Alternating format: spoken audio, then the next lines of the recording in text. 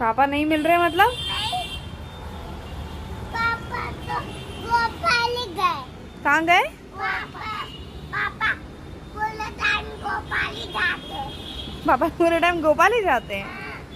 अरे रे, नहीं आते। क्या? पापा सब वालों ने फोन करके ठीक है।